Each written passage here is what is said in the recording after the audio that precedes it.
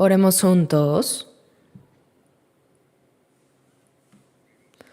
Nuestro Dios Padre, lleno de amor y de misericordia, te agradecemos por tu gran gracia que nos ha salvado a través de tu sangre.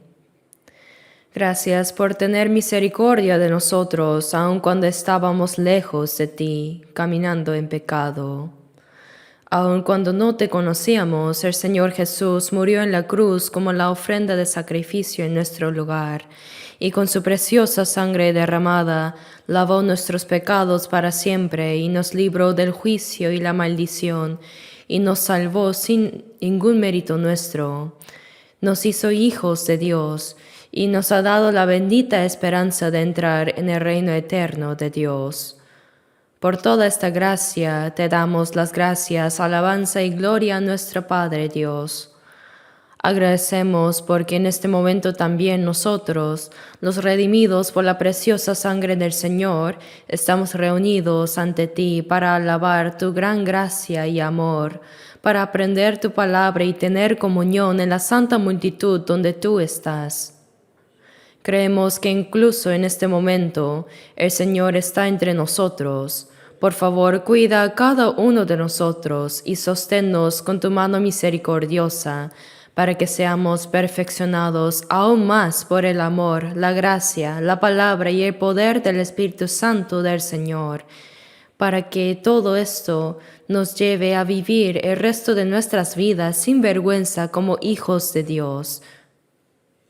Este mundo cada vez más se llena de problemas y de más pecado, tanto que no podemos vencer este mundo con nuestras propias fuerzas. Señor, sosténnos más, por eso con tu palabra, tu sabiduría y el poder del Espíritu, y guíanos para que vivamos según tu voluntad y para tu gloria en tu palabra. Confiamos y agradecemos que el Señor cuide de todas nuestras iglesias en todo el mundo y de todos los hermanos que están guardando su fe y predicando el Evangelio en medio de las dificultades. Por favor, guíalos con tu gracia apropiada, Señor. Ayúdanos a testificar tu Evangelio más valientemente para llevar a muchas almas pobres que aún no son salvas ante ti, para que ellos puedan recibir la salvación. Ayúdanos para hacer esta gran obra, Señor.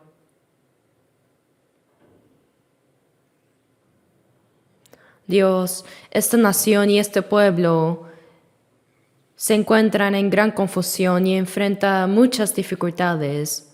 Oramos para que tú nos protejas y nos ayudes para que podamos vivir nuestra vida cristiana en un estado más estable y hacer las misiones mundiales. Protégenos y guíanos con tu mano de gracia y poder. Concédenos también la gracia para que ninguno de nosotros tropiece. Señor, ayúdanos para que ahora podamos entender bien la palabra que deseas darnos y enséñanos el camino a seguir en cada momento oportuno, para que no nos falte nada para servirte verdaderamente y para poder hacer la voluntad y la gloria del Señor en el resto de nuestras vidas. Todo esto hemos orado en el nombre de nuestro Señor Jesucristo. Amén. Abramos la Biblia en Hebreos 11. Leamos Hebreos 11.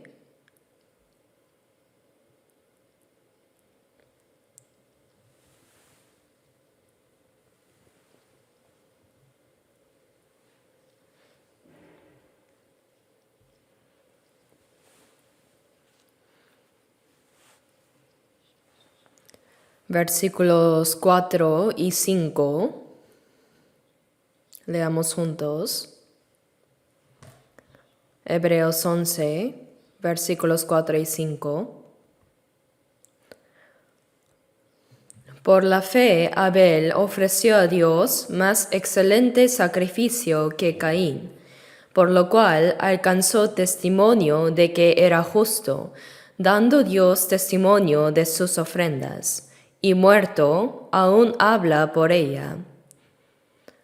Por la fe, Enoc fue traspuesto para no ver muerte, y no fue hallado, porque lo traspuso Dios.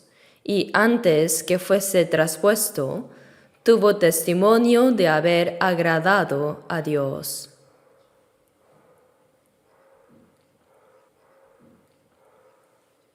Hasta aquí. El día de hoy,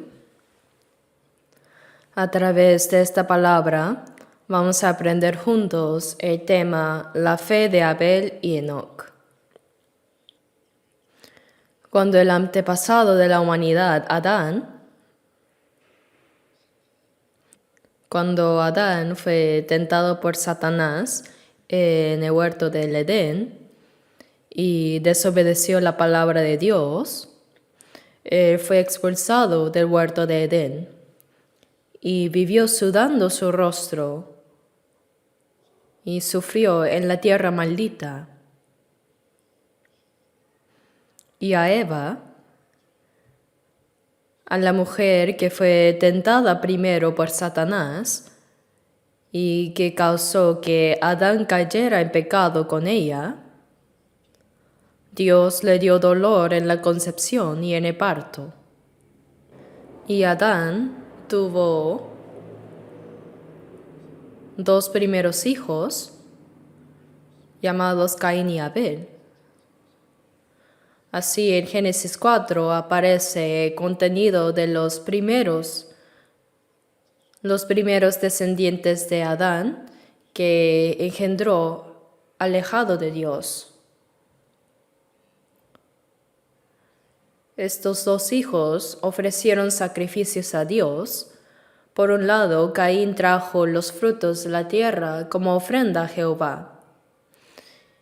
Y Abel trajo los primogénitos de sus ovejas, de lo más gordo de ellas. Y miró Jehová con agrado a Abel y a su ofrenda, pero no miró con agrado a Caín y a la ofrenda suya. Este es un contenido realmente importante.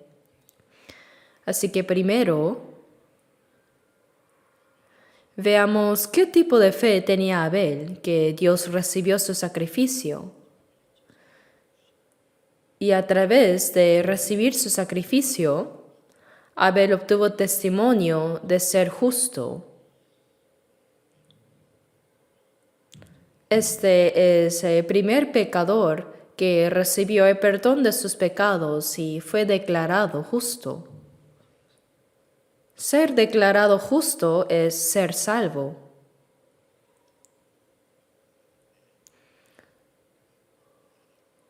Cuando somos salvos, nos damos cuenta que somos pecadores ante Dios y anhelamos fervientemente recibir la salvación.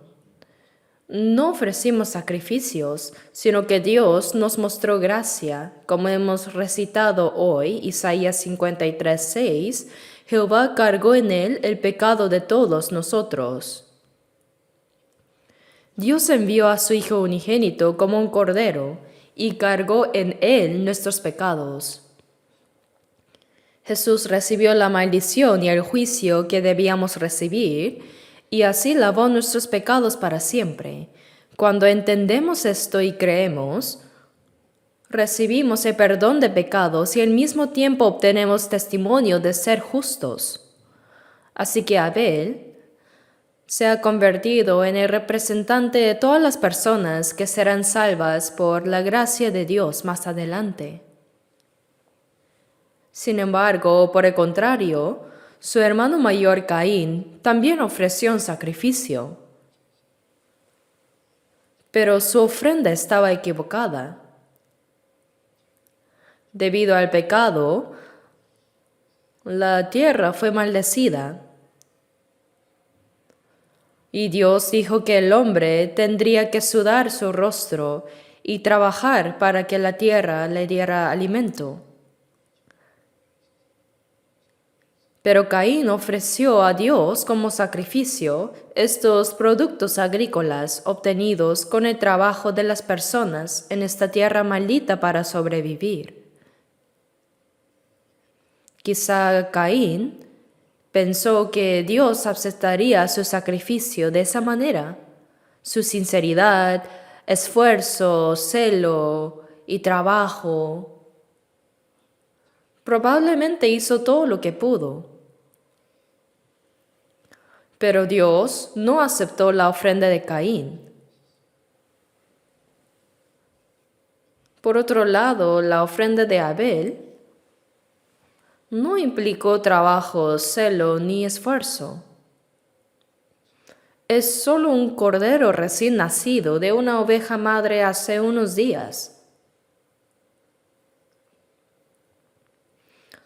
Un cordero, él ofreció un pequeño cordero a Dios como sacrificio.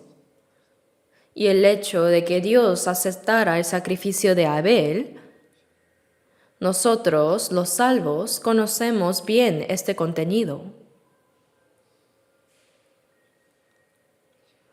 Igualmente hay personas que creen en Jesús y desean ir al reino de Dios, pero hay quienes creen y son salvos y van al cielo, mientras que hay quienes creen pero no son salvos y finalmente como Caín son rechazados ante Dios. Pero lo sorprendente es que se dijo que los salvos son muy pocos. En Mateo 7:13 dice, entrad por la puerta estrecha, porque ancha es la puerta y espacioso el camino que lleva a la perdición, y muchos son los que entran por ella, porque estrecha es la puerta y angosto el camino que lleva a la vida, y pocos son los que la hallan. Sí, mucha gente va por el camino ancho. Dice que es el camino de la perdición. Dice, porque estrecha es la puerta y angosto el camino que lleva a la vida, y pocos son los que la hallan. Yo pensaba que esa palabra distinguía entre los que creen y los que no creen. Los que creen deberían vivir más piadosamente que los que no. No hay que pecar y ser diligentes para Dios, ¿no es así? Así que pensé que eso era ir por la puerta estrecha antes. Pero en realidad la puerta ancha y la puerta estrecha no distinguen entre los creyentes y no creyentes. O en otras palabras, entre los que asisten a la iglesia y los que no. Eso no es correcto. La puerta estrecha y ancha hablan de dos tipos de personas entre los creyentes. Así, en Mateo 7:21 dice, no todo el que me dice Señor, Señor, entrará en el reino de los cielos. Los que dicen Señor, Señor son creyentes. Sí, dicen Señor, Señor. Y no solo oran, sino que también sirven diligentemente, ofrendan y dan todo su trabajo con sinceridad. Sería bueno si esas personas fueran al cielo también. Pero mucha gente piensa que asistir a la iglesia es creer. Si preguntas, ¿crees en Jesús? Responden sí, sí voy. Cuando preguntas ¿a dónde vas? Dicen voy a la iglesia. No estoy preguntando si vas o no a la iglesia, sino si realmente crees o no. ¿Has sido salvo? Sí, ir a la iglesia no es creer. Soy diligente, ¿eso no es creer?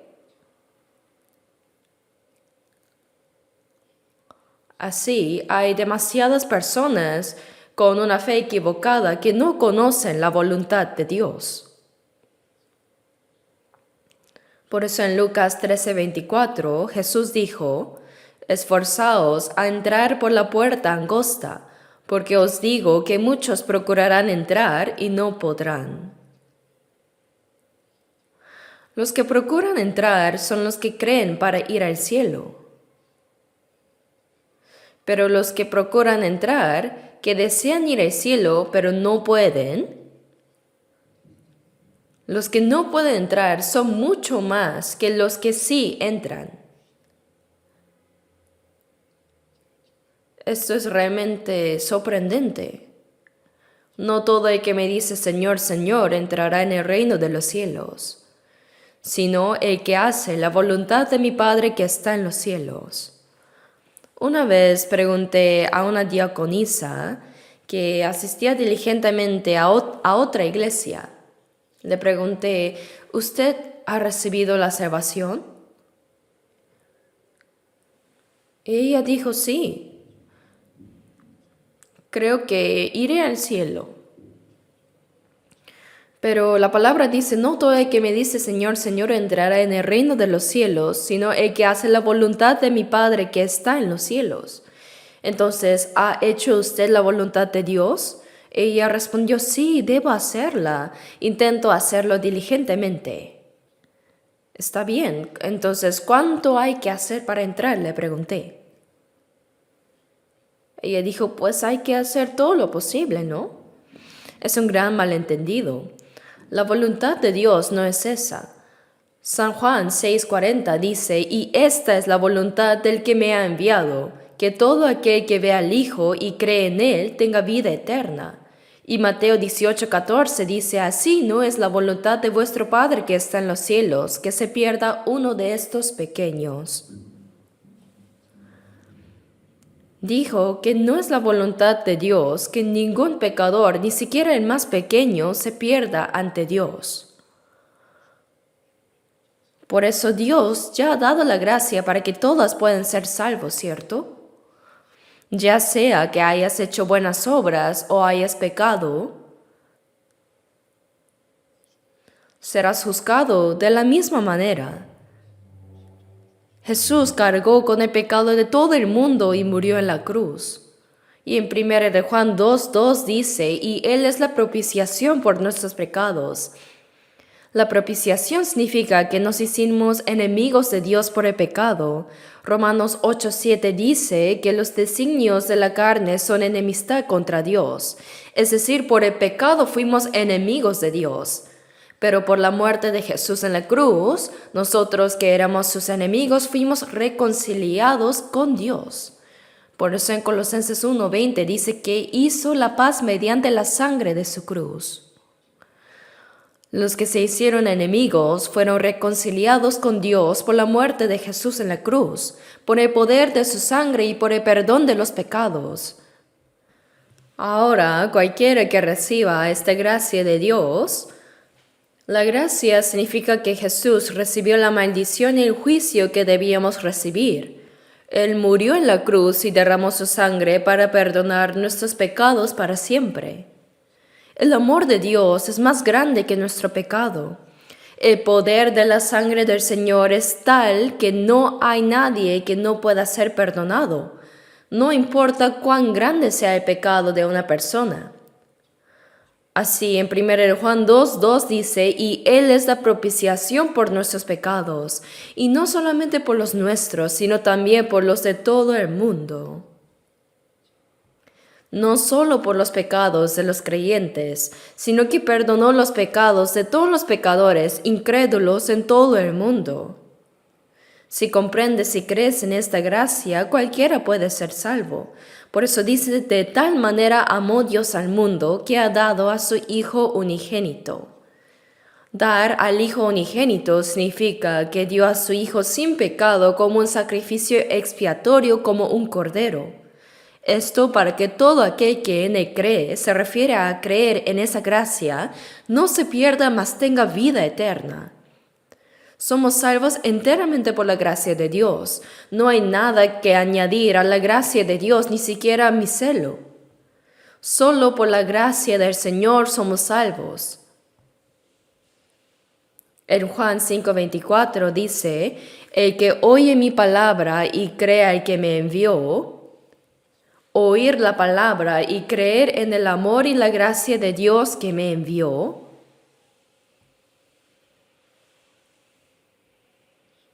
Esa persona tiene vida eterna y no vendrá condenación, mas ha pasado de muerte a vida.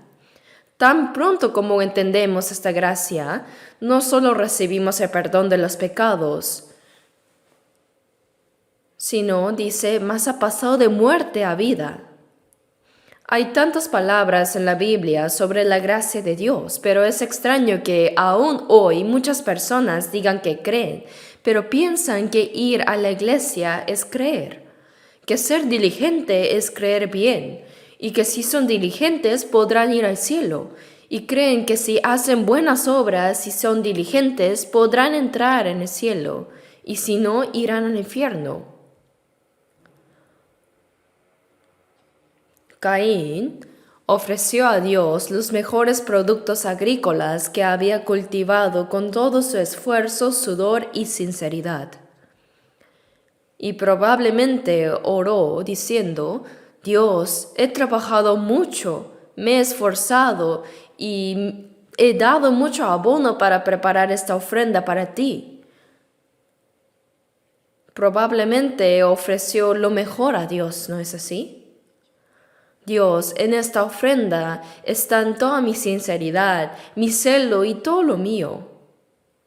Por favor, acéptala y tengamos una buena relación, Dios. Probablemente habrá orado así. Pero Dios no escuchó. ¿Por qué? Porque no importa cuán diligente y sincera sea una persona, pues fundamentalmente como se ha convertido en enemigo de Dios por el pecado, Dios no puede aceptar el sacrificio ni la ofrenda de esa persona. Esos productos agrícolas se obtuvieron mediante el trabajo para sobrevivir en la tierra maldita por el pecado del hombre. Dios no acepta lo que ha sido maldecido. Caín no sabía eso. Entonces, ¿cómo lo supo Abel? Por la fe, dice, Abel ofreció a Dios un sacrificio más excelente que Caín. Y obtuvo testimonios de ser justo ante Dios. Pero, ¿cómo ofreció Abel un sacrificio más excelente que Caín? La respuesta es por la fe. ¿En qué creyó? Caín tenía celo, esfuerzo, sinceridad y trabajo duro, pero no tenía fe.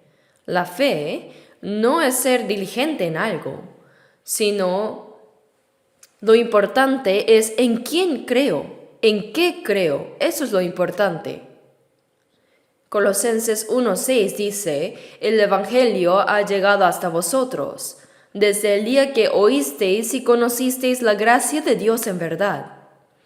Uno cree cuando comprende la gracia de Dios. El que oye mi palabra y crea el que me envió, tiene vida eterna y no vendrá a condenación. Creer no se refiere a mis méritos o buenas obras, sino es creer en lo que Dios ha hecho. También está en nuestro himnario, ¿no? No puedo dejar de pecar por llorar mucho y derramar lágrimas. Y por más que me esfuerce o que mis palabras, intenciones y acciones sean limpias y buenas, no puedo nacer de nuevo. No funciona por esforzarse, ni por llorar. No funciona de ninguna manera, pero funciona creyendo. ¿Creyendo en qué? Creer solo en el Salvador Jesús. Creer en Jesús significa creer en lo que Jesús hizo. Y si voy al Señor, obtengo la vida eterna. La fe no es algo que yo tengo que hacer, sino lo que Dios hace para salvarme. Muchas personas malinterpretan esto, piensan que su buena obra es fe. La fe no es eso, es creer en lo que Dios ha hecho por mí. Por eso Caín pensó que Dios aceptaría su celo, su sinceridad y su esfuerzo. En Romanos 10:2 dice: porque yo les doy testimonio de que tienen celo de Dios. Los judíos de entonces sí tenían celo por Dios. Guardaban el día de reposo, daban diezmos y ayunaban para Dios 2 veces por semana. Daban limosnas. ¡Cuán bien lo hacían! Tienen celo de Dios, pero no conforme a ciencia, dice. ¿Qué no sabían ellos? El versículo 3 dice, porque ignorando la justicia de Dios y procurando establecer la suya propia, no se han sujetado a la justicia de Dios. La justicia de Dios. La justicia de Dios es lo que Dios ha hecho. No conociendo la justicia de Dios para salvarnos, procurar establecer su propia justicia, su propio esfuerzo y pensar que así pueden ir ante Dios con su propia justicia siendo diligentes, al final Dios va a decir, no se han sujetado a la justicia de Dios.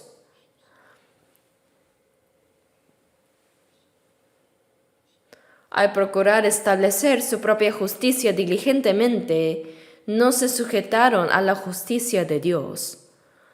Las personas que son diligentes de esa manera, sus almas serán rechazadas ante Dios.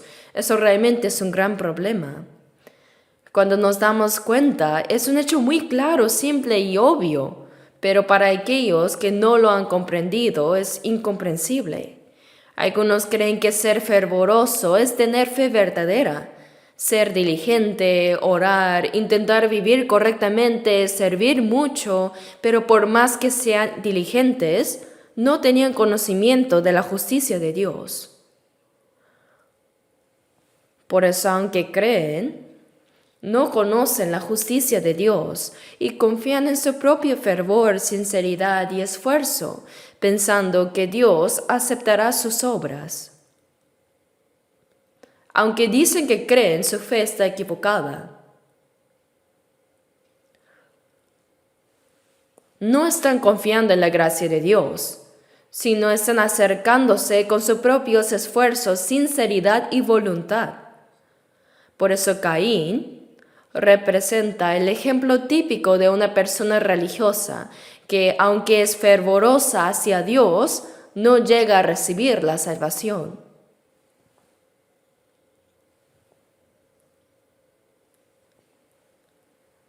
Miremos Romanos 3:20 por un momento. Romanos 3:20. Romanos 3:20. Leamos juntos. Ya que por las obras de la ley ningún ser humano será justificado delante de él, porque por medio de la ley es el conocimiento del pecado. Por las obras de la ley, por cumplir diligentemente la ley, ninguna persona puede ser justificada ante Dios. Entonces, ¿por qué nos dio Dios la ley? No para que la cumpliéramos diligentemente y nos acercáramos a Él con eso, sino para que reconociéramos nuestro pecado. Cuando vamos al hospital, por ejemplo, ¿nos dan medicamentos primero o nos operan primero? No, primero nos examinan, ¿verdad? El diagnóstico es más importante. Si sale el diagnóstico preciso, entonces se puede tomar medicamentos o realizar una cirugía. Eso no lo hacemos nosotros, sino el médico. Así que la ley no fue dada para ser guardada y ser justificados ante Dios, sino para darnos el conocimiento de nuestros pecados. Es como ir al hospital y que el médico nos examine con el estetoscopio en el pecho y abdomen, pero uno le dice, doctor, póngalo aquí también, aquí, póngalo todo el día. Parece que está pensando que eso cura la enfermedad, pero es solo un diagnóstico, no es para curar. Así la ley es para que reconozcamos nuestros pecados. Muchas personas mal entienden este punto.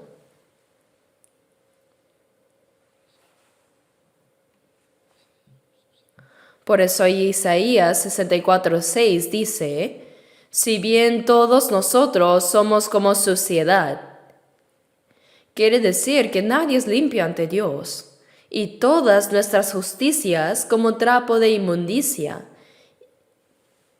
Y caímos todos nosotros como la hoja, y nuestras maldades nos llevaron como viento. Todas las personas alejadas de Dios han caído y ninguna es limpia. Somos como sociedad, como personas impuras. Además, nuestra justicia es como trapo de inmundicia. No solo somos impuros por naturaleza, sino que nuestras obras de justicia son como vestidos sucios. Génesis 3 nos cuenta que después de que Adán pecó, descubrió su desnudez vergonzosa e hizo delantales tejiendo hojas de higuera. Es decir, apenas que el ser humano pecó, descubrió su vergüenza desnuda ante Dios, y para cubrirla tejió hojas de higuera y se hizo un delantal. La primera ropa que la humanidad confeccionó fue algo parecido a una minifalda.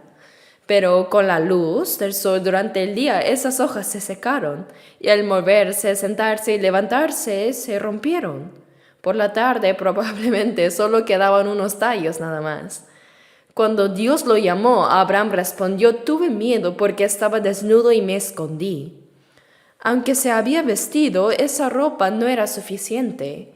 Por eso temerosos, con temor, Adán y Eva se escondieron delante de Dios. Génesis 3:21 dice: y Jehová Dios hizo al hombre y a su mujer túnicas de pieles y los vistió. La ropa que Dios hizo era de pieles. Las túnicas de pieles no eran de cuero sintético como diríamos hoy, sino que eran pieles de animales sacrificados que derramaron su sangre. Probablemente Dios mató una oveja o una cabra, derramó su sangre, quitó su piel y Él mismo lo diseñó y confeccionó. Él hizo la ropa para cada uno. ¿Por qué en el momento de expulsarlos del huerto del Edén, Dios les hizo vestidos de pieles para cada uno? Aunque ahora los expulsaba, Dios les estaba prometiendo que en el futuro, después de que la humanidad se arrepintiera completamente de su pecado contra Dios, Él enviaría a su Hijo unigénito por nuestros pecados, para perdonarnos y para limpiarnos con su sangre. Vamos a buscar Isaías 61. Isaías 61, versículo 10. Isaías 61:10. Si lo tienen, leamos juntos. En gran manera me gozaré en Jehová, mi alma se alegrará en mi Dios, porque me vistió con vestiduras de salvación, me rodeó de manto de justicia, como a novio me atavió y como a novia adornada con sus joyas. En gran manera me gozaré en Jehová, mi alma se alegrará en mi Dios. Me regocijo grandemente en Jehová y mi alma se alegra en mi Dios. ¿Por qué me alegro? No porque yo haya hecho algo diligentemente para Dios, sino porque Él me vistió con vestiduras de salvación. Para vestir con ropas de salvación, Hebreos dice: sin derramamiento de sangre no se hace remisión. Y Levítico 17:11 dice: porque la vida de la carne en la sangre está, y yo os la he dado para hacer expiación sobre el altar por vuestras almas, y la misma sangre hará expiación de la persona. Si una vida sin pecado muere y derrama su sangre, el pecado es perdonado. Por eso Hebreos 9:22 dice: sin derramamiento de sangre no se hace remisión. Sin derramamiento de sangre no hay perdón de pecados, y sin perdón de pecados no hay salvación tampoco. Por eso Jesús murió en nuestro lugar, y la sangre que Él derramó cubrió nuestros pecados. Esa es la vestidura de salvación. Cuando creemos en esa gracia, somos justificados. Con el manto de justicia y la vestidura de salvación, Él cubrió nuestra vergonzosa desnudez ante Dios, y por eso nos regozamos grandemente en Él. Es un hecho absolutamente claro. Pero Caín, por más que tenía sinceridad, esfuerzo y diligencia, no tenía la sangre. Confiaba plenamente en su propia voluntad y mérito, creyendo que Dios lo aceptaría. Él malinterpretó a Dios. No había sangre en su ofrenda. Por otro lado, Abel no tenía sinceridad, ni esfuerzo, ni diligencia, pero sí tenía la sangre. Entonces, ¿cómo lo supo él? Probablemente lo escuchó de sus padres. ¿Qué es esto que han traído?, habría preguntado. Entonces Adán y Eva le habrían explicado todo. Antes, tus padres desobedecimos la palabra de Dios y avergonzados nos escondimos en el huerto. Hicimos delantales de hojas de higuera, pero no podían cubrir la vergüenza de nuestro pecado ante Dios, así que nos escondimos avergonzados. Pero Dios mató animales, derramó su sangre y cubrió nuestro pecado. Vimos morir al primer ser vivo, el animal derramó su sangre, Dios quitó su piel y así cubrió nuestra vergüenza. Probablemente valoraban esa túnica de pieles, el último regalo de Dios, y lo habrían contado a sus hijos. Tanto Caín como Abel lo escucharon. Pero Caín simplemente pensó que tal cosa había sucedido nomás, pero Abel comprendió algo crucial, que solo cuando hay derramamiento de sangre, cuando una vida muere en lugar de otra, puede haber perdón de pecados. Por eso Abel sacrificó un cordero, derramó su sangre y lo ofreció como sacrificio a Dios. Dios, por el pecado de mis padres y el mío, no puedo acercarme a ti, pero cuando mis padres estaban desnudos y avergonzados, tú mataste un cordero, hiciste derramar su sangre, hiciste túnicas de pieles para vestirlos. Aquí también mira Dios, ha muerto un cordero inocente. Al ver esta sangre, perdona también mi pecado. Dios debió haberse sorprendido, ¿no? Oh, ¿cómo lo descubrió Abel, este secreto? Sí, claro, entonces lo voy a aceptar.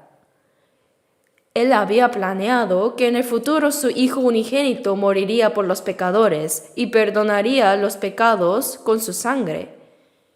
Pero Abel ya lo había entendido.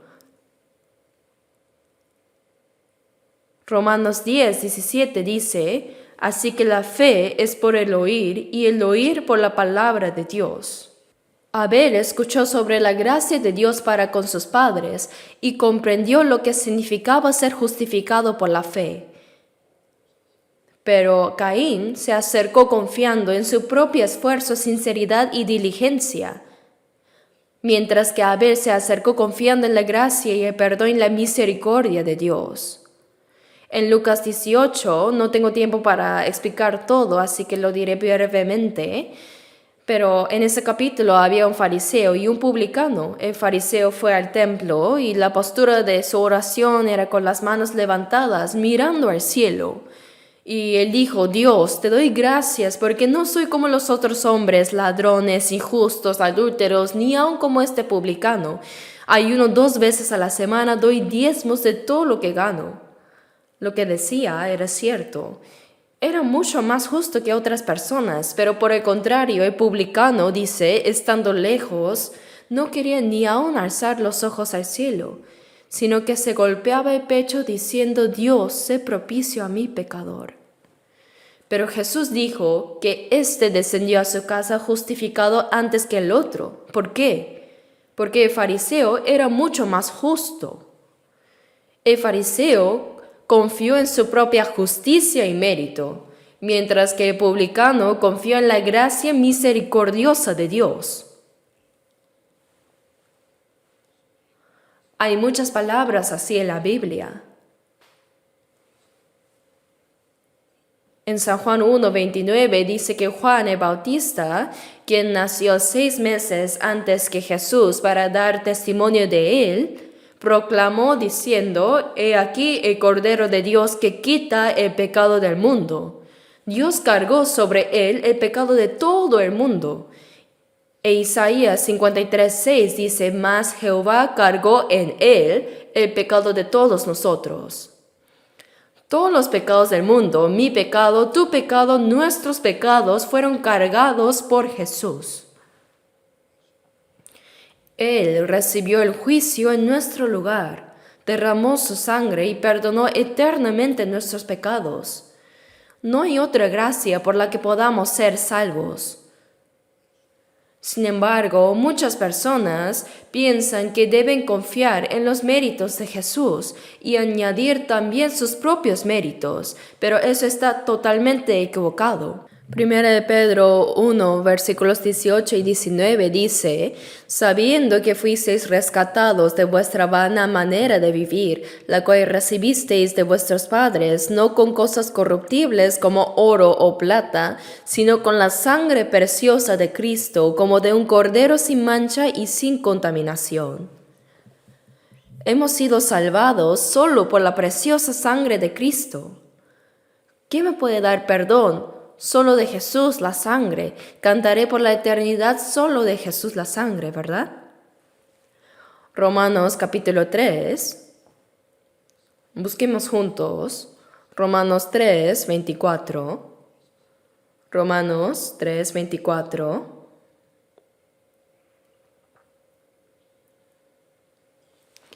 Versículo 24, leamos juntos.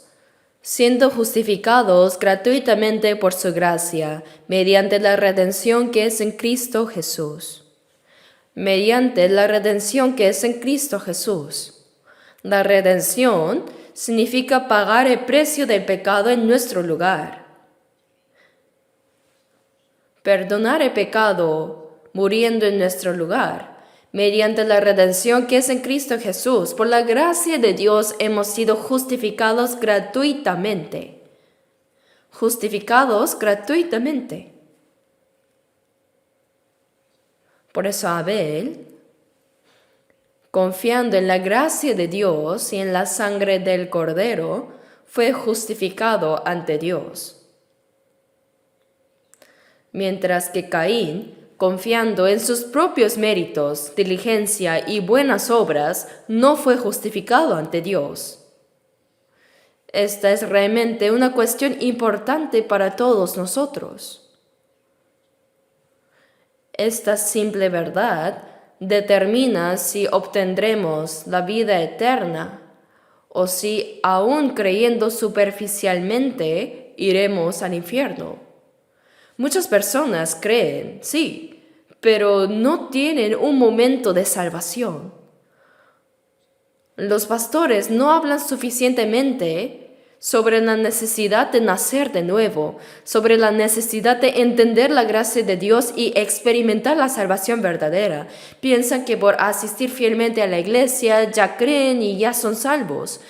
Pero yo recibí la salvación en 1962. Si alguien decía que había sido salvo, yo le consideraba soberbio antes. Y si alguien decía que había nacido de nuevo, yo me sorprendía más. O sea, ¿cómo él puede saber? Solo Dios sabe. Pero cuando el pastor Billy Graham realizó un seminario de la Biblia en la plaza de Yoido, se reunieron 1 millón de personas y él era realmente un hombre renacido. Y su mensaje era: los cristianos deben nacer de nuevo. Diáconos, ancianos, todos deben nacer de nuevo. Lo enfatizaba tan fuertemente. Decía que debían ser salvos. Pero desde entonces todos dicen que ya están salvos. ¿Desde cuándo? Preguntas y ellos responden: desde que comenzaron a creer, desde que empezaron a ir a la iglesia. No son precisos y pasan por encima del tema vagamente. Todos dicen que ya son salvos, pero es completamente falso. Es una trampa del diablo pasar por alto la cuestión más importante de la salvación. El diablo impide que crean en este secreto tan importante. La salvación que hemos recibido es por la sangre de Jesucristo, por la cual recibimos el perdón de pecados, somos justificados y obtenemos la vida eterna. Recibir perdón de pecados, ser salvo, nacer de nuevo, obtener vida eterna son expresiones equivalentes. Es como decir se casó o se desposó, significan lo mismo. pero hay quienes las consideran cosas separadas, diferentes.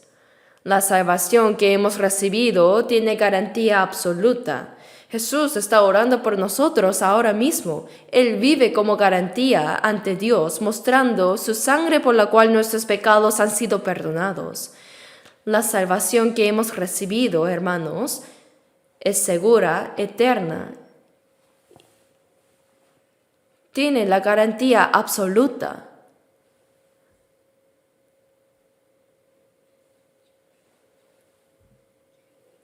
Nuestra salvación tiene una garantía absoluta.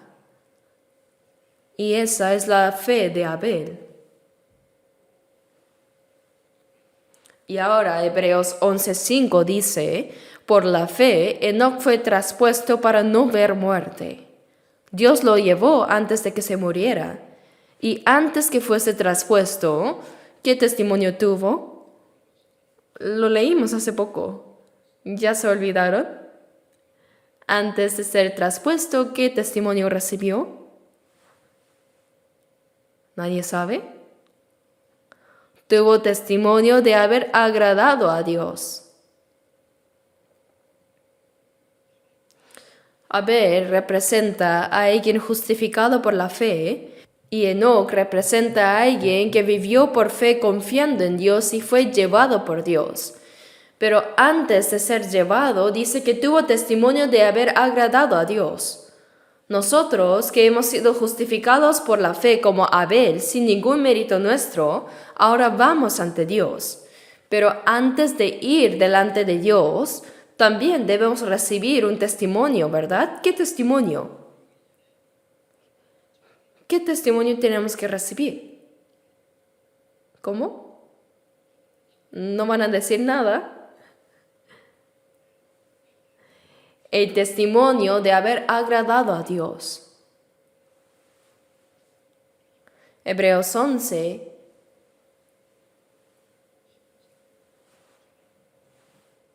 versículos 5 y 6 dice que Enoc tuvo testimonio de haber agradado a Dios. Parece que realmente vivimos en una época en la que como Enoc podríamos no morir y encontrarnos con el Señor vivos. El día de regreso del Señor está muy cerca. Es una bendición recibir la salvación, vivir la vida cristiana y morir para ir al cielo, pero también lo es no morir y encontrarse con el Señor vivo. Las personas que fueron arrebatadas sin ver la muerte fueron dos, Enoc y Elías. En Génesis 5 podemos leer que tal persona nació, vivió su vida de fe, murió a cierta edad, vivió tantos años y murió. Pero Enoc no vio muerte, sino que fue traspuesto. Realmente es un evento impactante. De verdad, el hecho de que una persona puede ir ante Dios, ya sea después de morir o estando viva, después de la muerte es difícil para los incrédulos saber si alguien fue al cielo o al infierno, ¿verdad? Pero en aquel tiempo, en el tiempo de Enoc, antes del diluvio, las personas vivían mucho tiempo. Génesis 5:22 dice que caminó Enoc con Dios 300 años y engendró hijos e hijas. No caminó con Dios aislándose en las montañas para ayunar y orar, sino que caminó con Dios mientras vivía su vida familiar, teniendo hijos y viviendo con los demás. Y versículo 24 dice, caminó pues Enoc con Dios y desapareció porque le llevó Dios. Es la primera vez que se muestra que una persona puede ir al reino de Dios. De verdad, ¿no es un evento impactante que una persona haya ido ante Dios incluso estando viva? En Génesis 1:27, después de que Dios creó todo, ¿cuál fue el propósito de crear al hombre a su imagen? Lo que fue creado a la imagen de Dios es el alma. Pero si las personas creadas a la imagen de Dios Simplemente sufren en este mundo, viven pecando y mueren. ¿En qué se diferencian entonces de los animales? Salmos 49:20 dice, el hombre que está en honra y no entiende, semejante es a las bestias que perecen.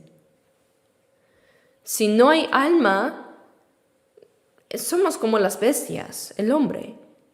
Pero los hombres no son bestias, sino que son seres preciosos creados a la imagen de Dios. ¿Y por qué fueron creados así? Para ser el compañero del amor de Dios, para recibir la vida de Dios, para ser salvado y para ser hijos de Dios y para vivir en el reino de Dios y vivir eternamente con Él. Es el propósito de haber sido creado a su imagen. Entonces, ¿por qué nos dio la salvación? Mateo capítulo 1. María quedó embarazada. Fue por el Espíritu Santo, pero su comprometido José se sorprendió. ¿Qué pasó? ¿Será que la buena María fue violada? Los soldados romanos hacían cosas así. Mientras pensaba en romper el compromiso, se le apareció un ángel y le dijo, José, no temas recibir a María tu mujer, porque lo que en ella es engendrado del Espíritu es, y dará a luz un hijo, y llamará su nombre Jesús, porque él salvará a su pueblo de sus pecados. El significado del nombre Jesús en inglés es Jesus is Savior, es la salvación. El nombre de Jesús es la salvación. Y llamará su nombre Emmanuel. ¿Qué significa Emmanuel? Significa Dios con nosotros.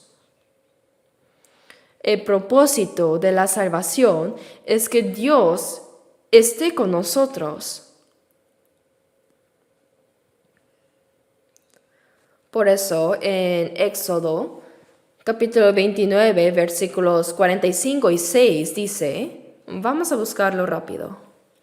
Es una palabra importante, así que busquemos Éxodo 29, versículo 45.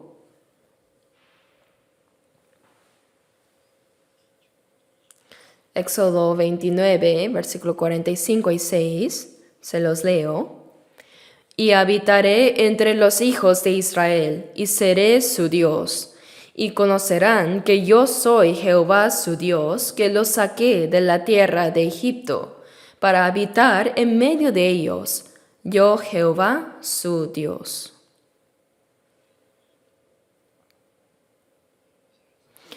Aunque el pueblo de Israel era el pueblo escogido por Dios, ellos bajaron a Egipto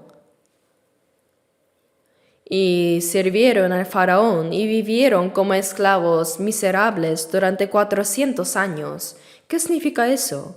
Que aunque el hombre es un ser precioso creado a la imagen de Dios, cayó antes de servir a Dios. No sirve a Dios, no tiene descanso tampoco en su corazón, ni esperanza. Mientras que los israelíes sufrían en Egipto haciendo ladrillos, ¿sabían que las pirámides fueron hechas por los judíos? Cuando el primer ministro israelí, llamado Rabín, fue a Egipto para una cumbre de paz, dijo, ¿saben quiénes hicieron esas pirámides? Muchos todavía no lo saben. Nuestros antepasados las hicieron cuando fueron esclavos aquí durante 400 años. Rabín dijo eso. Y es cierto, en un libro de historia que leí, decía que cuando los israelíes eran esclavos durante 400 años, construyeron esas pirámides y las ciudades de almacenaje como Ramsés. Ellos hicieron ese arduo trabajo. Es por eso que los judíos ahora tienen la mejor técnica del mundo para construir con piedras. ¿Sabían eso? Por eso, aun estando dispersos por todo el mundo, eran contratados como maestros constructores. No solo construían con piedras, ¿sabían que también formaron organizaciones secretas? La Freemason, la organización secreta más temida del mundo. Free significa libre y Manson significa albañil, constructor con piedras. No solo construían con piedras, sino que mientras lo hacían formaban organizaciones clandestinas. Fue así como comenzaron el movimiento de independencia de Israel. Incluso hoy en día la masonería existe como una sociedad secreta.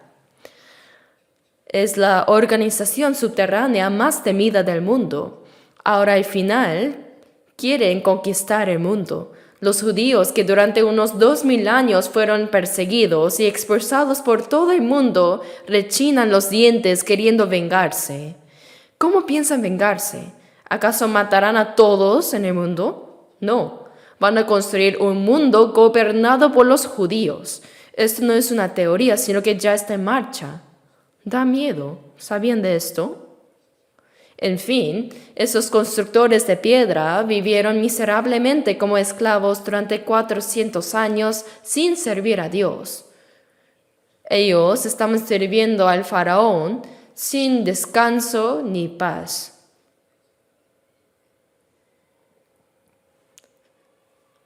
No tenían ninguna esperanza, pero en ese momento Dios envió a Moisés y trajo sobre Egipto las 10 plagas y sacó a Israel con su poder, ¿cierto? Delante de ellos estaba el Mar Rojo bloqueando el paso y detrás lo seguía el ejército egipcio, pero el mar se abrió y cruzaron en seco. Salmo 106:9 dice, les hizo pasar por el abismo como por un desierto. El ejército egipcio, sin saber qué pasaba, los siguió y todos se ahogaron. Incluso hoy en ese lugar del Mar Rojo aún se encuentran ruedas de los carruajes egipcios. ¿Por qué se llama Mar Rojo? Porque hay muchas montañas rojas. Yo pasé también por ese mismo trayecto 2 veces, mirando hacia la derecha el Mar Rojo. Desde el Cairo, para entrar en Israel, en ese entonces no había vuelos directos. En Éxodo 29 dice que Dios liberó al pueblo de Israel de Egipto para habitar entre los hijos de Israel y para ser su Dios, para que ellos conozcan que Él es Jehová su Dios, que los sacó de la tierra de Egipto. Para habitar en medio de ellos, Dios los sacó. ¿Cuál fue el propósito de liberar a Israel? Fue para que Dios estuviera con ellos. Éxodo 25:8 dice, y harán un santuario para mí. Esto es una figura de lo que Dios haría en el Nuevo Testamento. Salvarnos para poder estar con nosotros. El propósito de Dios al salvarnos es para poder estar con nosotros. ¿Lo sabían? No es solo ser salvos y decir, nos vemos en el cielo, no es así. Desde el día en que fuimos salvos, Dios está con nosotros. Por eso en Génesis 5:24 dice que Enoc caminó con Dios. Significa que vivía junto a Dios. Y antes del juicio final del mundo, antes del diluvio, Dios lo llevó a Enoc consigo sin que viera la muerte. Así que en 2 Pedro 3:16 en adelante, a partir del versículo 6, dice, por lo cual el mundo de entonces pereció anegado en agua, es decir, por el diluvio de Noé. Pero los cielos y la tierra que existen ahora están reservados por la misma palabra, guardados para el fuego en el día del juicio y de la perdición de los hombres impíos. Al final este mundo será juzgado por fuego, tal como descendió fuego y azufre sobre Sodoma y Gomorra. ¿Sabían que en el Mar Muerto no hay ni una planta ni un pez? Está completamente muerto ese mar. Pero al lado de ese lugar hay fuentes termales de azufre. He estado ahí 2 veces. Hay un valle extendido junto a él y todavía hay grumos de azufre. También hay aguas termales de azufre. Cuando se hicieron pruebas con ese azufre, se descubrió que es el azufre más puro del mundo. Cuando se le prende fuego, arde instantáneamente. Eso prueba claramente que Sodoma y Gomorra fueron destruidas por azufre. Pero cuando Dios juzgue al mundo al final, no necesitará enviar fuego del cielo como lo hizo con Sodoma y Gomorra. En Isaías 50, versículo 11, se menciona: «He aquí que todos vosotros os rodeáis de teas, andad a la luz de las teas que encendisteis». ¿Saben cuántas bombas ha creado el hombre? Incluyendo Corea del Norte, hay actualmente 9 países con armas nucleares. Y si estalla una, provoca una reacción en cadena. Según informes científicos, si estalla una guerra nuclear, en tan solo 30 minutos la Tierra será destruida por completo. No una, sino más de 100 veces podría quemarse completamente este planeta. No es una historia de ciencia ficción, es un hecho. Antes de que el mundo sea juzgado por fuego, Dios llevará a los creyentes salvos. Los llevará, y aunque antes del juicio final habrá una falsa paz, y 144,000 del pueblo de Israel serán salvos, luego el mundo será juzgado con fuego. Pero antes de eso, cuando el Señor venga en el aire, Él llevará consigo a los creyentes salvos. Así como Enoc fue llevado antes del juicio por agua, esto es una figura de cómo los salvos serán llevados antes del juicio final por el fuego. Y en Mateo 24:40 dice: «Entonces estarán 2 en el campo, el uno será tomado y el otro será dejado. 2 mujeres estarán moliendo en un molino, la una será tomada y la otra será dejada». Y Lucas 17:34 dice: «Estarán 2 en una cama, el uno será tomado y el otro será dejado». Ya sea que estén trabajando en el campo, preparando comida en casa o durmiendo profundamente, los creyentes salvos serán llevados. Al instante serán llevados. En inglés se dice rapture, arrebatamiento. Serán llevados. Pero los que son dejados serán dejados para siempre.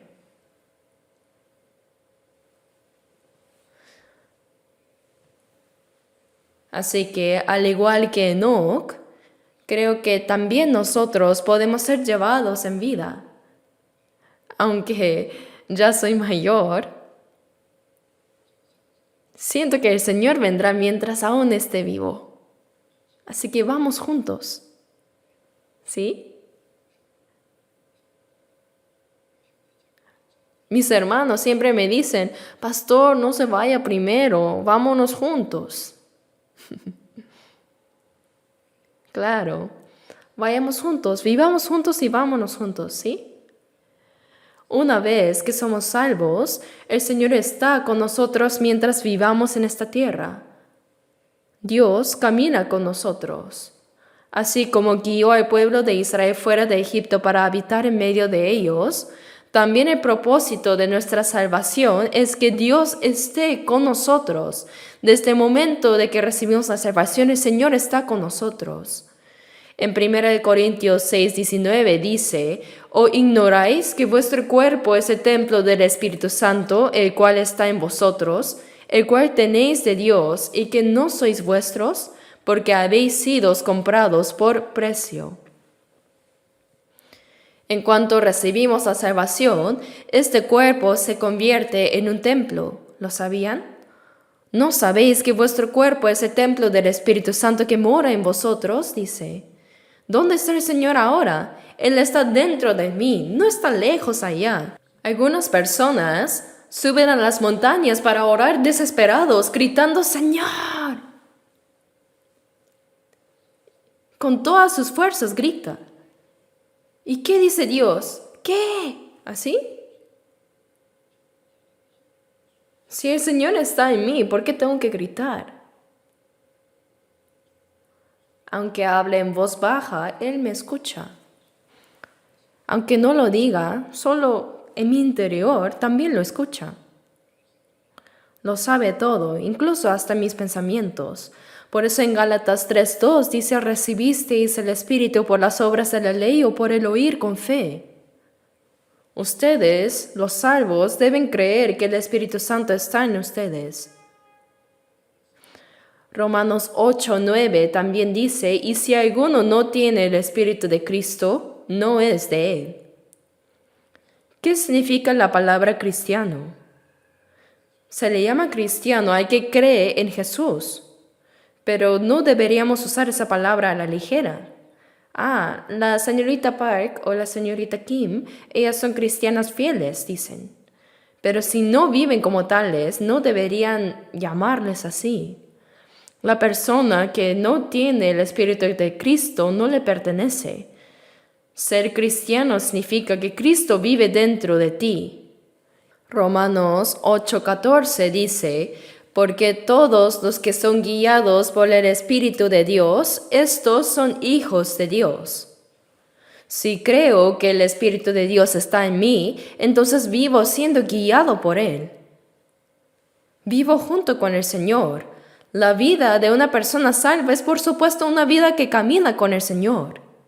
Pero hay quienes que, aunque han sido salvos, piensan que Dios está todavía ya lejos. Creen que si hacen algo mal a escondidas, Dios no lo verá.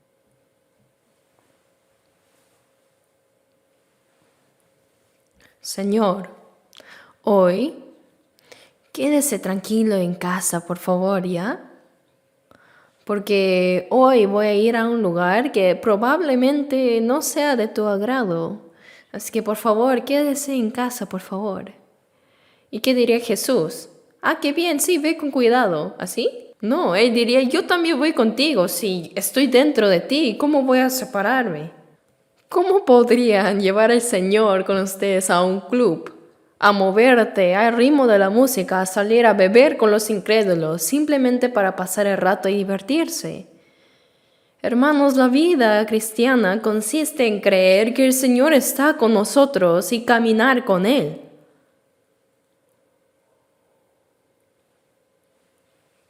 Caminar con Dios.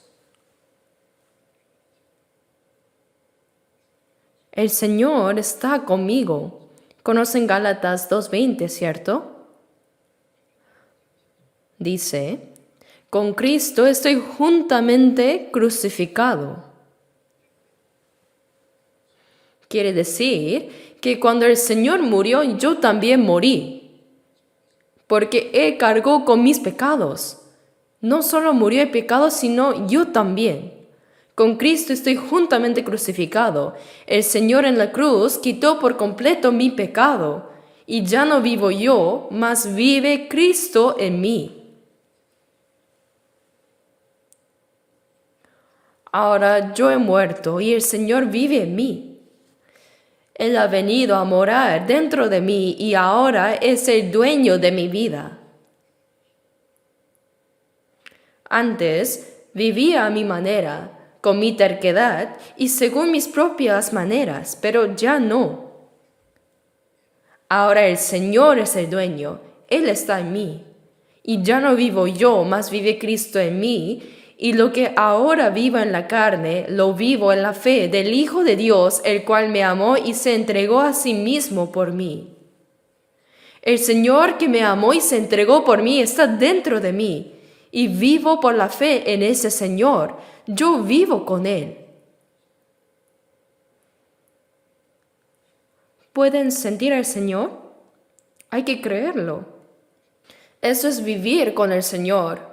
Por eso en Juan 14:20 dice: en aquel día vosotros conoceréis que yo estoy en mi Padre, y vosotros en mí y yo en vosotros. Desde el día que fuimos salvos, como dice la alabanza, siempre en mí está el Señor y yo también en Él.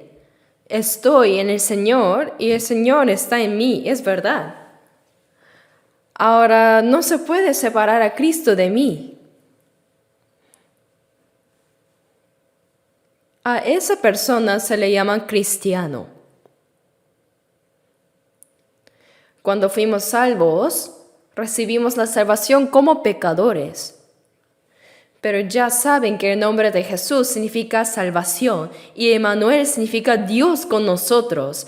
El propósito de salvarnos fue que Dios pudiera estar con nosotros. Mientras vivamos en esta tierra, Dios está con nosotros. Y ahora veamos Apocalipsis 21. Apocalipsis.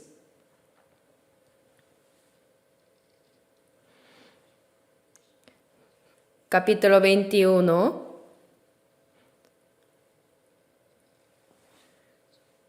Versículo 1. Leamos juntos. Vi un cielo nuevo y una tierra nueva, porque el primer cielo y la primera tierra pasaron y el mar ya no existía más. Y el versículo 3. Y oí una gran voz del cielo que decía: He aquí el tabernáculo de Dios con los hombres, y Él morará con ellos, y ellos serán su pueblo, y Dios mismo estará con ellos como su Dios. Enjugará Dios toda lágrima de los ojos de ellos. Hasta ahí, léanlo mucho, por favor. Lean mucho la Biblia. Aquí, un cielo nuevo y tierra nueva se refiere al cielo eterno. El planeta Tierra será destruido a su debido tiempo, ¿sabían? Pero nosotros iremos al cielo nuevo y a la tierra nueva. Dice: He aquí el tabernáculo de Dios con los hombres, y Él morará con ellos, y ellos serán su pueblo, y Dios mismo estará con ellos como su Dios. Enjugará Dios toda lágrima de los ojos de ellos. Esta vida empieza con llanto, se vive con llanto y termina con llanto también, ¿no? Incluso el Señor lloró mucho mientras estuvo en este mundo. El versículo más corto de la Biblia dice: Jesus wept. Jesús lloró. Jesús experimentó todo el sufrimiento y aflicción que experimentamos los humanos. Y en el cielo, aquellos que fueron salvos vivirán eternamente con el Señor después de caminar con Él en esta tierra. Aquellos que caminaron con el Señor aquí vivirán eternamente con Él en el cielo. ¿Creen en esto? Los que no tienen esa esperanza son los más desdichados. Hermanos, este mundo es pasajero, es breve. Salmos 89 dice: Recuerda cuán breve es mi tiempo. Nuestra vida es corta. En Salmos 39:5 David dijo: He aquí, diste a mis días término corto, y mi edad es como nada delante de ti. Delante de Dios, si pones una hormiga en la palma de tu mano, pronto caerá, ¿cierto? Así de corta es nuestra vida ante Dios. Y mi edad es como nada delante de ti. Ciertamente es completa vanidad todo hombre que vive. Uno puede ganar mucho dinero y volverse rico, lograr grandes cosas, alcanzar poder, ser presidente o lo que sea. Pero todo es como un sueño de una noche. La vida es como un solo capítulo de un sueño, y cuando termina todo se acabó. Y Hebreos 13:14 dice: Porque no tenemos aquí ciudad permanente, sino que buscamos la porvenir. Hermanos, esta vida es corta, es muy corta, tienen que saberlo.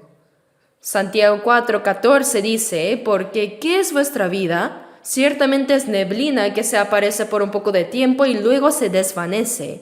David dijo: Ciertamente es completa vanidad todo hombre que vive.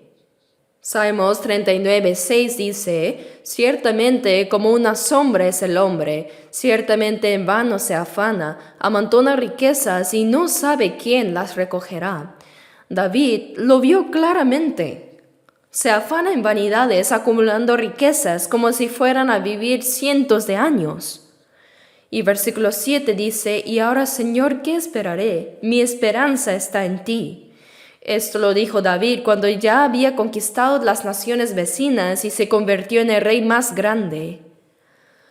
Hoy en día, en nuestro país, todos quieren ser presidente. Pero cuando uno se convierte en presidente y hace mal, puede terminar en una casa grande, ¿no? Que es la prisión. Ese cargo más problemático. Cuando era niño, todos decían que querían ser presidentes. ¿Acaso es tan bueno ser presidente? Ese cargo más difícil, ¿sabían eso? Yo agradezco no haberme convertido en presidente por eso. Aunque nadie me lo ofreció, ni lo quiero. Estoy muy bien así.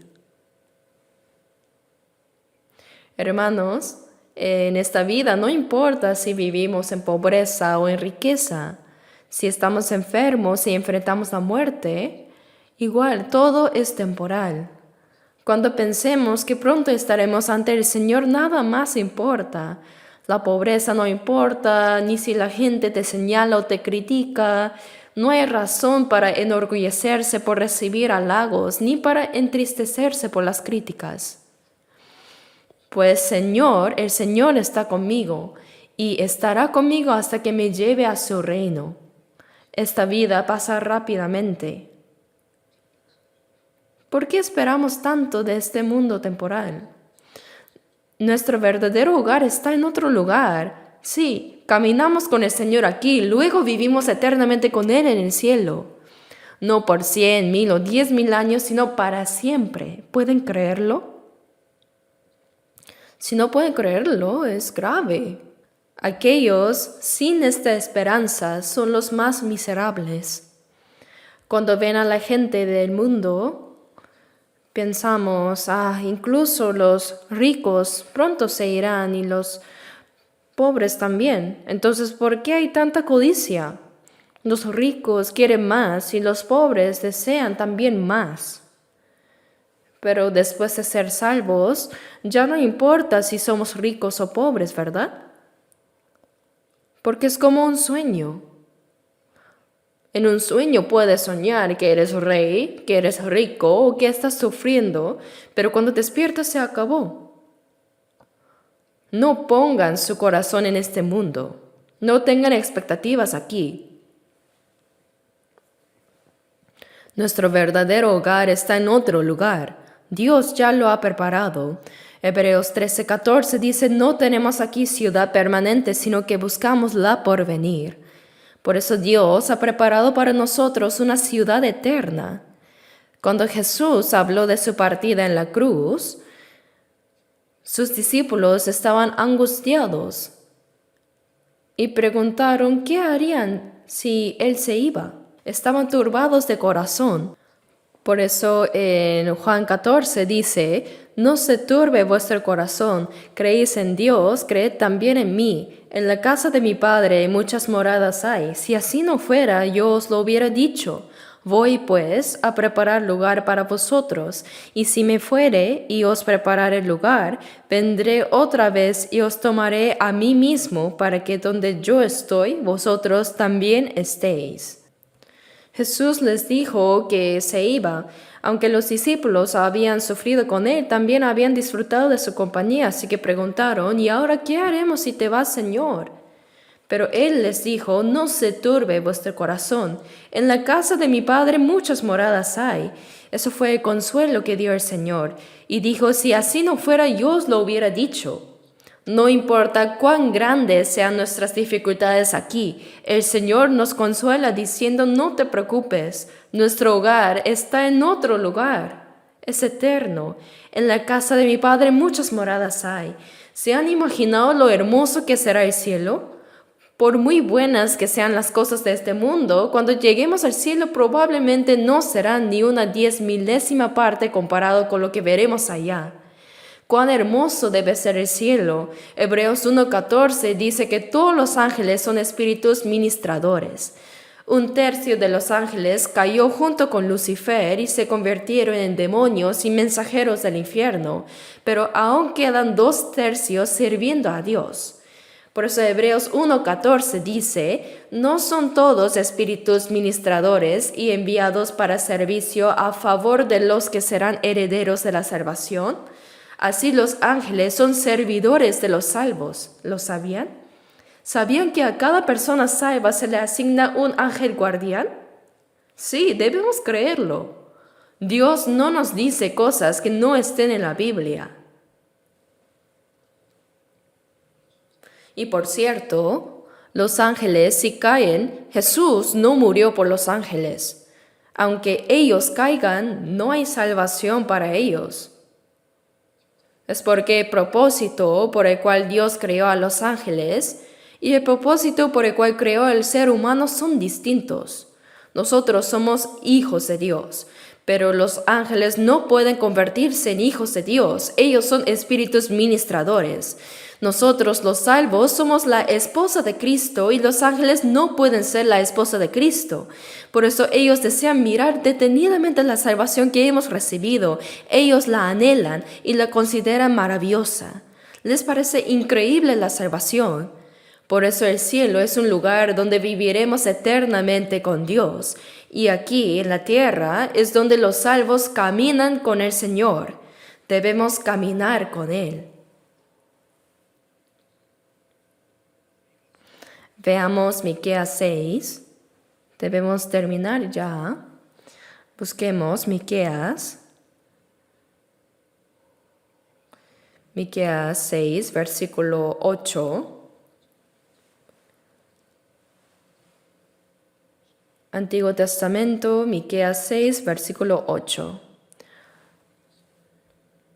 Vamos a leerlo juntos.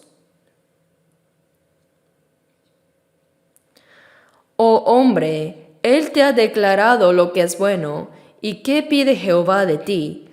Solamente hacer justicia y amar misericordia y humillarte ante tu Dios.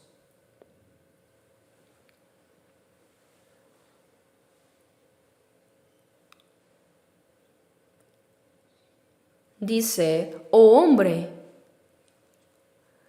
Esas palabras son para los salvos. El Señor te ha declarado lo que es bueno. ¿Y qué pide Jehová de ti? Solamente hacer justicia. Esta es la voluntad de Dios. Y también te pide amar misericordia y humillarte ante tu Dios. Que caminemos humildemente con el Señor. Eso es lo que Dios considera bueno. Los que han sido salvos deben ahora caminar con Dios. En Mateo 28:20, cuando Jesús ascendió al cielo, dijo, «He aquí yo estoy con vosotros todos los días hasta el fin del mundo». Mientras los salvos vivamos, el Señor prometió estar con nosotros hasta el fin del mundo. Isaías 41:10 dice, «No temas porque yo estoy contigo». Jesús dijo que jamás nos dejará solos.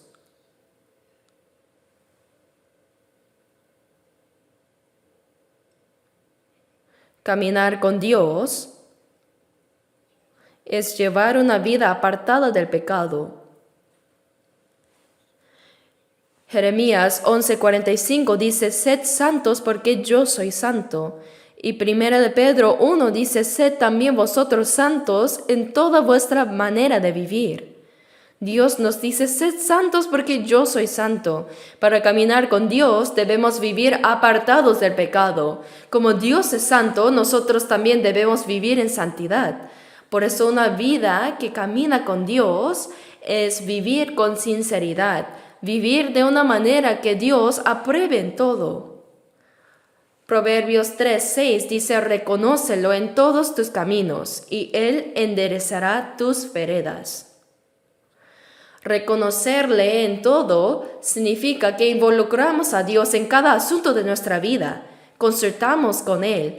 ¿Dios debería hacer esto o no? Si nuestro propósito es claro, entonces consultamos con Dios. Y Él, que conoce nuestros corazones, ciertamente nos ayudará. Debemos hablar con Dios sobre todo, sobre cada asunto. Eso es reconocerle en todos nuestros caminos. Hay que dejar que Dios intervenga. ¿Para qué es caminar con Dios si no es para eso? No es para que vivamos como queramos. Marcos 7:6 dice: Este pueblo de labios me honra, mas su corazón está lejos de mí. Cualquiera puede decir cosas con la boca, ¿no? Alaban, incluso alabar sin vivir según la voluntad de Dios es una alabanza falsa. Lucas 6:46 dice: ¿Por qué me llamáis Señor, Señor, y no hacéis lo que yo digo? Decir Señor, Señor con los labios, pero no vivir conforme a su palabra es despreciar a Dios. Si el Señor está con nosotros, debemos honrarlo y hacerlo feliz. Si hacemos feliz al Señor, Él nos ayudará para que nosotros también podamos estar felices. Así es.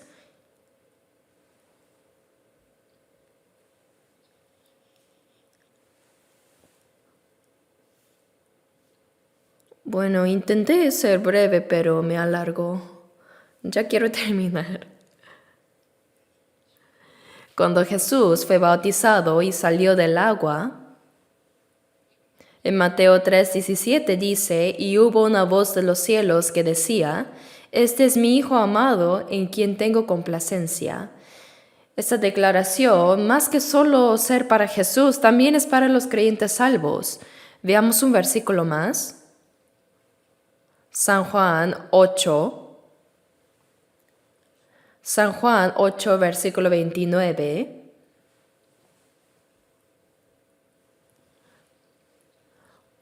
Versículo 29. Leamos juntos. Porque el que me envió conmigo está. No me ha dejado solo el Padre, porque yo hago siempre lo que le agrada. Aquí Jesús dijo: el que me envió está conmigo. No me ha dejado solo, porque yo siempre hago lo que le agrada. Jesús, como el Hijo unigénito, vino a este mundo y vivió 33 años. Y siempre hizo lo que agradaba a Dios. Por eso Dios no lo dejó solo. La vida de caminar con Dios es la vida que alegra a Dios siempre. Efesios 5:10 dice: comprobando lo que es agradable al Señor. Hay que comprobarlo. Debemos buscar y probar lo que le agrada a Dios.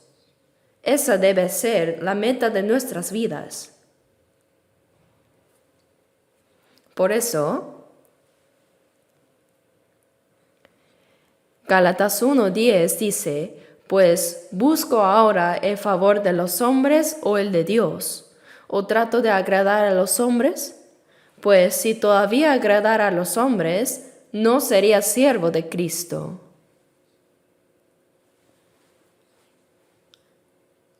El apóstol Pablo también dijo en 2 Corintios 5:9: por tanto procuramos también, o ausentes o presentes, serle agradables. Pablo se esforzaba por agradar al Señor, ya sea en vida o en muerte. Y Efesios 5:10 dice: comprobando lo que es agradable al Señor. Hay que buscar y comprobar. La respuesta está en la Biblia. Debemos encontrar en la Biblia qué es lo que agrada a Dios y vivir como Jesús vivió. Jesús no solo es nuestro Salvador, sino que su vida terrenal también es el modelo para todos los creyentes. Así como Enoc, debemos recibir el testimonio de haber agradado a Dios antes de ser arrebatados, ¿no? Una vida que camina con Dios, una vida que le agrada, una vida apartada del pecado. Eso es lo que debemos hacer. Mediten profundamente en eso, por favor. ¿Qué debo hacer para agradar a Dios? Lo sabrán si estudian la Biblia. Debemos comprobar cuál es la buena voluntad de Dios agradable y perfecta. Vamos a discernir eso y vivir así. Oremos juntos. Dios Padre, lleno de misericordia, gracias por apiadarte de nosotros que andábamos en pecado lejos de ti. Gracias porque nuestro Señor Jesús cargó con la maldición y el juicio que nosotros merecíamos recibir, y porque nos salvó sin ningún mérito nuestro. Ahora nuestro corazón, alma y cuerpo son tuyos, Señor. Queremos vivir según tu voluntad. Por eso, guíanos para que todo lo que comamos, bebamos o hagamos, lo hagamos para tu gloria y para que podamos llevar una vida que te agrade. Y cuando pronto sea el día de tu retorno, esperamos, Señor, vivir eternamente contigo en tu reino eterno. Protege a todos los hermanos salvos, Señor, y ayúdanos a vivir por tu voluntad. Todo esto hemos orado en el nombre de nuestro Señor Jesucristo. Amén.